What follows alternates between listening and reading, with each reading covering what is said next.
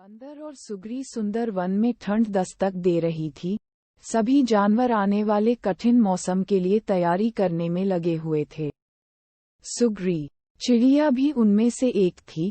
हर साल की तरह उसने अपने लिए एक शानदार घोंसला तैयार किया था और अचानक होने वाली बारिश और ठंड से बचने के लिए उसे चारों तरफ से घास फूस से ढक दिया था। सब कुछ ठीक चल रहा था कि एक दिन अचानक ही बिजली कड़कने लगी और देखते देखते घनघोर वर्षा होने लगी।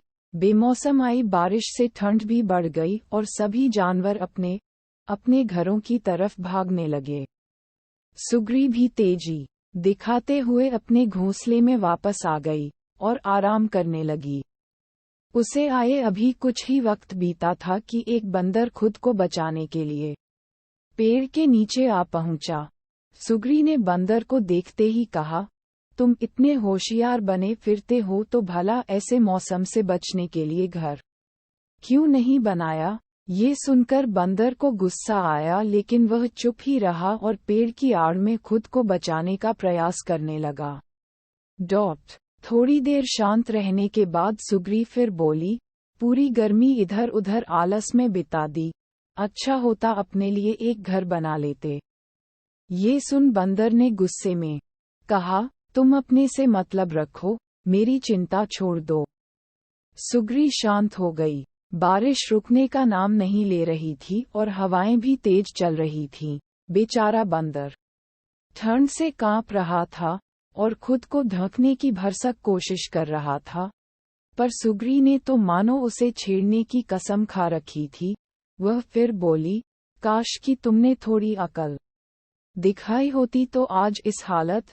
सुग्री ने अभी अपनी बात खत्म भी नहीं की थी कि बंदर बौखलाते हुए बोला, एकदम चुप, अपना ये बार बार फुसफुसाना बंद करो।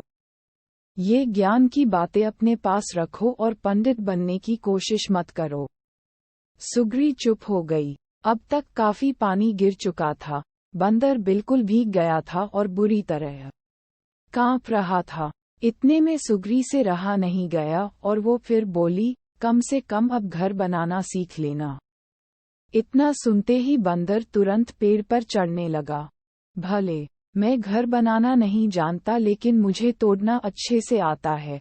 और ये कहते हुए उसने सुग्री का घोंसला तहस नहस कर दिया। अब सुग्री भी बंदर की तरह बेघर हो चुकी थी और ठंड से कांप रही थी। दोस्तों, ऐसा बहुत बार होता है कि लोग मुसीबत में पड़े व्यक्ति की मदद करने की बजाय उसे दुनिया भर की नसीहत देने लगते हैं। वयस्क होने के नाते हर कोई अपनी स्थिति के लिए खुद जिम्मेदार है।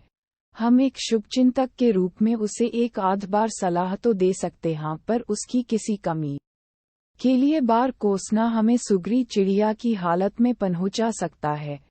इसलिए किसी मुश्किल में पड़े व्यक्ति की मदद कर सकते हैं तो करिए, पर उसे बेकार के उपदेश मत दीजिए।